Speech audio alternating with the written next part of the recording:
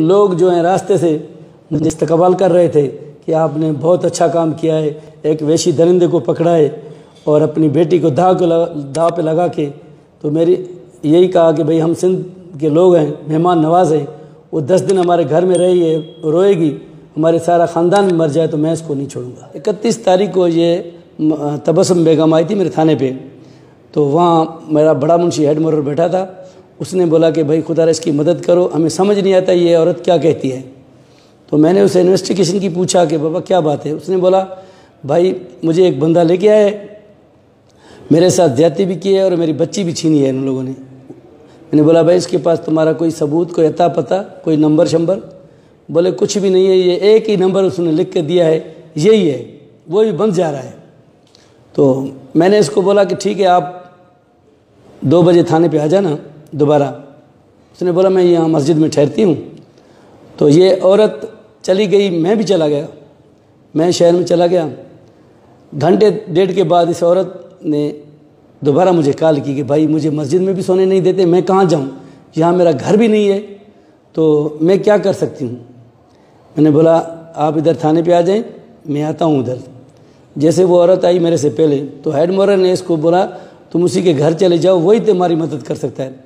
एक सिपाही उसको साथ देकर उसने मेरे घर में भेज दिया औरत को। जब औरत मेरे घर में आई तो वो उधर रो रही थी।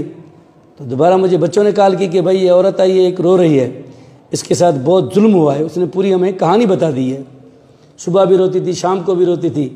तो मेरी बच्चियों को बोलती थी आप कैसे बच्ची हैं, मेरी बच्ची भी ला दो। मेरे छोटे छोटे बच्चे थे, उनके साथ वो कह रही थी। तो मेरी बच्ची ने बोला, मैंने इनको जब बोला कि भाई तुमको ये करना है, बोले बाबा आप इजाज़त देते हैं तो हम करेंगे। फिर खैरुल्लाह का नंबर खुला हुआ था, जिस नंबर पे मैंने चेक किया तो खैरुल्लाह के भाइयों का नाम आ गया उधर, उनके सिमों का नंबर निकाला। फिर खैरुल्लाह के भाई से मैंने बात की कि भाई मैं एरिया मैनेजर हूँ, कि फलां प्रोग्राम के आपके 50,000 हमारे पास आए हैं इस नंबर पे, ये शनाख्ती कार्ड नंबर है, ये मोबाइल नंबर है, आप हमारे से ले लें। तो उसने बोला मैं सर बाहर हूँ, 1-2 दिन में आ जाऊँगा। मैंने 2 दिन उसकी वेट की। तो 2 दिन के बाद फिर मैंने उससे बात की। बोलता है ऐसे ही 25,000 तुम रखो, 25,000 हमारे को दो। मैंने बोला ऐसे नहीं होगा, आपकी थंब चाहिए, मुझे शनाख्ती कार्ड चाहिए। रखता तो मैं 50,000 रखता ना, तेरे को क्यों बोलता कि तुम ले जाओ। तो आप आ जाएं, आपकी सख्त ज़रूरत है हमें, जब भी आ जाएं, लेकिन जल्दी आ जाएं। मैंने बोला ये आ जाएगा तो मैं उस मंजिल तक पहुंच जाऊंगा, लेकिन वो नहीं आया। इस दौरान अपना खैरुल्लाह का नंबर खुला हुआ था। जैसे खैरुल्लाह का नंबर खुला तो मैंने उस औरत को बोला कि भाई इससे बात करो।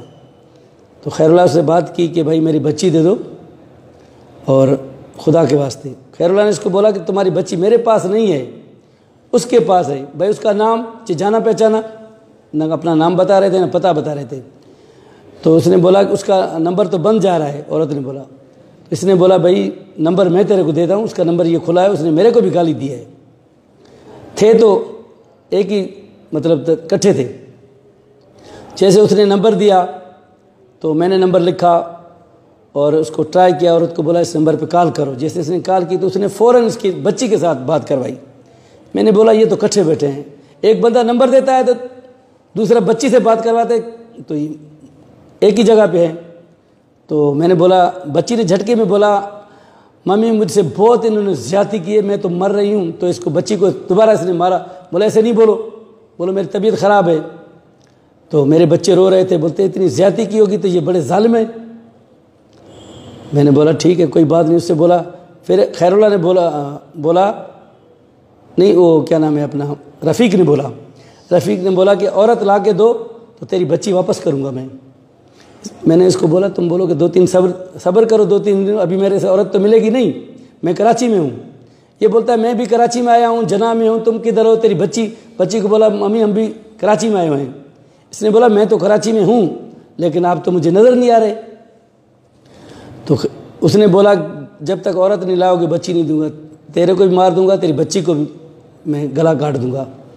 तो मैंने बोला इसको बोलो कि 2-3 दिन सब्र करो, हम कहीं औरत देखें। फिर मैंने बंदोबस्त किया, मैंने कहा लेडीज़ पुलिस ले आऊँ, घर में रखूँ उसको, ताकि ये काम वही कर सकती है। लेकिन लेडीज़ पुलिस मुझे नहीं मिली। बस मैं ये तय कर दिया कि बस अपनी बीवी से बात की। मैंने बोला ये तुम्हें कारनामा करना है। उसने बोला इंशाल्लाह आप बोलते हैं तो मैं कर दूंगी। बीवी से क्या बोला था? मैंने बोला तुम इसके साथ बात करो, इसको दिलासा दो, इसको जाल में फंसाओ, जैसे वो बोलता है तुम ऐसे करते जाओ। इस औरत ने बोला कि भाई 3 दिन के बाद बोले वो औरत मुझे एक हाथ आ गई है, वो नौकरी के लिए तैयार है, तो वो बहुत आपकी तारीफ़ कर रही है कि आप अच्छे आदमी हैं। उसने बोला ठीक है, उस औरत से बात कराओ मेरी बीवी ने उससे बात की। बोलता है हेलो जानू, क्या हाल है, खुश हो, कैसे हो, कहाँ पे हो? मेरी औरत ने बोला कि मैं कराची में हूँ। उसने बोला ठीक है। तो दोबारा बंद करके फिर उसने रिंग कर दी दोबारा। बोलता है तुम अपना नंबर दे दो। मेरी बीवी ने बोला भाई नंबर तो मेरे पास नहीं, मैं तो गरीब हूँ, मोबाइल होती तो तेरे पास नौकरी तो नहीं करती ना, मैं तो नौकरी के लिए तड़प रही हूँ। बोला तुम्हारी उम्र कितनी है? बोले उम्र मेरी 22 साल है। फिर दूसरे दिन मैंने इसको अपनी बच्ची से बात करवाई। जब मैंने बच्ची से बात करवाई तो ये फ़ौरन बोला कब आ रहे हो? मेरी बच्ची ने बोला हम कहाँ हैं, मुझे तो पता ही नहीं है ना, आप बताएं, हम तो कराची में रहते हैं, ना आपका नाम का पता है ना एड्रेस का पता है, कहाँ पे आएँ, कैसे आएँ? बोले आप कैंट पे चले जाएं, वहाँ से मरी कोच में बैठे या डोमकी कोच में, वो आपको उतार देगी कश्मीर में या तो देरा मोड़ में, जहाँ भी आप उतरें। इन्होंने बोला हमने देखा नहीं है, आप उधर खड़े हो जाना, हम आ जाएंगे। तो सुबह मैंने नमाज़ पढ़ कर गया, बच्चों से पूछा कि भाई सुनाओ फ़ोन शोन किया है उसने? बच्चों ने बोला कि हाँ उसने फ़ोन किया है। कि कहाँ पे? मैंने बोला उसको बोलो कि हम कश्मीर पहुँच गए हैं, होटल में बैठे हैं। तो दोबारा उसने पूछा कि कौन से होटल में बैठे हैं? तो मैंने बोला उसको बोलो कि मरी कोच के साथ ही होटल है, हम उधर ही बैठे हैं। हम उधर बच्ची को बोला जल्दी आ जाओ। उस औरत के साथ मेरी बच्ची आ गई। जैसे बच्ची आई वो बैठे थे उधर, तो ये होटल में नहीं आया। मैंने समझा इसने मेरे को देख लिया है या कोई ऐसा चाल माल कर दिया है। फिर ये बोलता है कि सिटी पार्क में आ जाओ। फिर मैं होटल से हट गया, बहरे को बोला कि भाई मेरे बच्चों को रक्षा करके दो, ये किराया दे दो उनको बोलो कि सिटी पार्क में उनको छोड़ कर आओ। फिर मैंने बंदोबस्त किया। 2 हमारे साथी थे जिन्होंने मेरे साथ नमाज़ पढ़ी थी। एक ए साहब शौकत मलिक था, एक कमरदीन संजरानी था, और 2 और भी दोस्त आ गए बाद में, मेरा बेटा भी था। तो मैंने उनको बोला तुम चलो उधर सिटी पार्क में, औरतों से पहुंचने से पहले आप वहाँ जो है ना वॉक कर लें। वो वॉक कर रहे थे, मैंने बच्चियों को भेज दिया उधर, मैं खुद गेट पे बैठ गया। वो दोनों हमारे साथी वो जो है गश्त कर रहे थे उधर, मतलब वॉक कर रहे थे सफ़ेद कपड़ों में। वहाँ सिटी पार्क का एक दूसरा भी गेट था, छोटा था, उधर मैंने अपने बेटे को बिठा दिया और एक बंदे को भी बिठा दिया। तो मैं पिस्टल उठा रहा था। मेरी बेटी ने बोला बाबा तुम जज्बाती हो, कहीं वो मुझे हाथ दे, आप ना बर्दाश्त कर सके तो शूट कर देंगे, तो हम तो गरीब हैं, मर जाएंगे।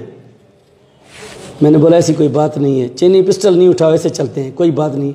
अगर वो भाग गया तो मैं नहीं छोड़ूंगी, इंशाल्लाह मैं उसके गले में पड़ जाऊंगी, उसको जफ्फी लगाऊंगी, कपड़ों से पकड़ूंगी, छोड़ूंगी नहीं। बाबा तुम मेरे पे भरोसा करो। मैंने बोला ठीक है। तो ये बैठ गया, ये आ गया, दोनों आके चक्कर लगा के देख गए कि पुलिस तो नहीं है। फिर खैरुल्लाह जो था वो किसी होटल में बैठ गया, हमने उसको नहीं देखा। इसको उतार दिया, ये पैदल आ रहा था सिटी पार्क की तरफ। इसने फ़ोन किया उस औरत को, तो उसको बोला कि उस लड़की को दो फ़ोन। मेरी बेटी को उसने बोला कि तुम बाहर आ जाओ। मेरी बेटी ने बोला कि भाई हम बाहर आ जाएं, कैसे आ जाएं, हम तो तुमको जान पहचानते भी नहीं हैं, तो आप सिटी पार्क में अंदर आ जाए, हम बैठे हैं, अकेले ही बैठे हैं और तो कोई नहीं है, आप आएंगे हमसे मिलेंगे तो हम आपके साथ चलेंगे ना। तो उसने ऐसे हाथ किया, हिला दिया। मेरी बेटी ने बोला आ जाओ हम आए। तो जैसे उसने ऐसे हाथ किया तो मैं फ़ौरन गेट पे पहुंच गया। तो ये गया उधर मेरी बेटी के पास, उसको बोलता है तुम नौकरी करोगी? तो मेरी बेटी ने बोला हाँ मैं नौकरी करूँगी। तो इसने बोला अपना निकाब तो हटाओ ना। जैसे उसने निकाब मेरी बेटी ने हटाया तो वो देख रहा था, तो उससे औरत से पूछा कि तुम ये सिंधी लाया हो? ये तो सिंधी है लड़की। उसने बोला मैं सिंधी नहीं हूँ, मैं उर्दू स्पीकिंग हूँ, मुझे क्या पता है। बोले सिंधी में बोलो। बोले मुझे सिंधी नहीं आती है। जैसे वो मतलब हिलने की कोशिश करा, मेरी बेटी ने उसको इधर से पकड़ा, हम भी पहुँच गए, पकड़ के उसको थाने पे ले आए। थाने पे ले आए, मैंने उसको बोला कि भाई बच्ची दे दो। बोलते है बच्ची सही मेरे पास तो नहीं है, खैरुल्लाह के पास है। मैंने तुम्हारी रिकॉर्डिंग है, मैंने तुमसे रात बात की है। तो जो एएसआई मलिक था उसने बोला तुम 1 मिनट इसको छोड़ो, मैं इससे बात करता हूँ। मलिक उसने बात की, उसने बोला कि भाई तुम लड़की दे दो, इसकी तेरे से जान मैं छुड़वाता हूँ, अभी इधर ही तुमको छोड़ देते, तुम चला जा, हम जाने खैरला जाने। तो इसी में फिसल गया, बोलते हुए लड़की मेरे घर में है। पुलिस वाले सारे उसको जान पहचानते थे, मेरे थाने वाले, वो उनके गांव में बैठा था। जब शनाख्त हो गई तो मोहम्मद रफ़ीक की, तो मैं उसको लॉकअप करके अपने SHO को बताया कि सही चलें उधर। उसने बोला चलो। हम गए उधर, उसके घर में गए तो कुछ भी नहीं था, खाली था बिल्कुल घर। इस औरत ने बोला कि इस कमरे में इसने मेरे साथ ज़्यादती की है, इस कमरे में मेरे को, इसमें कमरे में मेरी बच्ची को इसने बंद किया था। तो हमने कमरे सारे चेक किए, वहाँ कुछ भी नहीं मिला। एक गंदा सा कपड़ा पड़ा होता था, गिंदी पड़ी थी जिसमें वो बच्ची लपेटी हुई थी।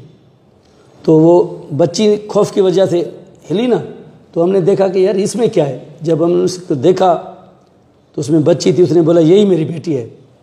फिर मैं उस बच्ची को ले आया हूँ अस्पताल में, वहाँ उसकी ट्रीटमेंट हुई, फिर उन्होंने रेफ़र किया। मैं लड़का ने ले आया, लड़का ने भी, मैं उसके साथ था। सबसे पहले मेरा SP साहब का फ़ोन आया, उसके बाद SHO तो मेरे साथ था। फिर DI साहब ने मेरे से बात की, बोले ऐसे लफ्ज़ नहीं है मोहम्मद बख्श जो मैं तेरे को कहूँ, मुझे कोरोना है, मैं कराची में हूँ, जैसे मैं आऊँगा तो आपको जो है ना बुला लूँगा, जो भी बात हो मेरे साथ करना, आ जाना। मैंने सुना है सिंध गवर्नमेंट ने 10 लाख रुपए दिया है अवार्ड, और पाकिस्तान गोल्ड मेडल भी दिया है, मेरी बच्ची को भी अवार्ड दिया है उन लोगों ने बोला है कि तुम्हारी बच्चों की जो है ना आला तालीम के लिए भी खर्चा हम देंगे। मैं यही कहता हूँ कि सिंध पुलिस अच्छी है, लोग हमें गलत निगाहों से देखते हैं, हम बहुत अच्छे हैं। आप अच्छी निगाहों से देखें ना, हम तो आवाम के नौकर हैं, हम तो आपकी खिदमत करते हैं।